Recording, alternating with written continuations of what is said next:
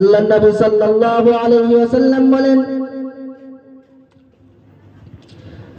মান হাফিযা আলাস সালাতি কানাত লাহু নূরান ওয়া নাজাতান ওয়া বুরহানান ইয়াওমাল কিয়ামাহ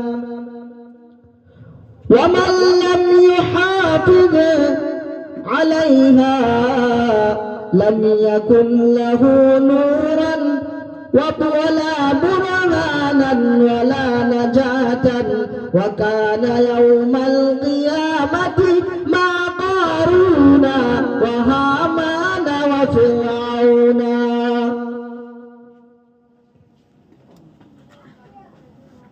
আল্লাহর নবী সাল্লাল্লাহু আলাইহি ওয়াসাল্লাম কি বলছেন শুনুন, যে ব্যক্তি নামাজের হেফাজত করে, যে ব্যক্তি কি নামাজের হেফাজত করে, নামাজের হেফাজত মানে নামাজকে আঁকড়ে ধরে রাখে, নামাজকে ছাড়ে না, নামাজের পাবন্দি করে, নিয়মিত নামাজ পড়ে, এটা হলো নামাজের হেফাজত। তার জন্য কি, তার জন্য ওই নামাজ কি হবে, দলিল হবে, তার জন্য ওই নামাজ নূর হবে, তার জন্য ওই নামাজ দলিল হবে, তার জন্য ওই নামাজ নাজাতের কারণ হয়ে যাবে। জোরে বলুন সুবহানাল্লাহ।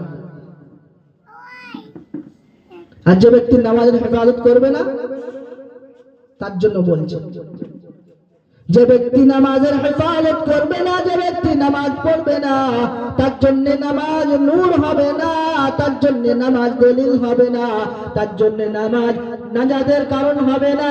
আর তার হাসর নাসর হুজুর পাক সাল্লাল্লাহু আলাইহি ওয়াসাল্লাম বলে দেন, তোমরা শুনে রাখো, তার হাসর নাসর কারুন, হামান এবং ফিরআউনের সাথে হবে। নাউযুবিল্লাহ।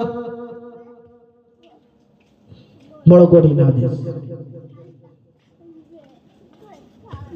যদি নামাজের হেফাজত করে, যদি নামাজের হেফাজত করে, তাহলে কি হবে?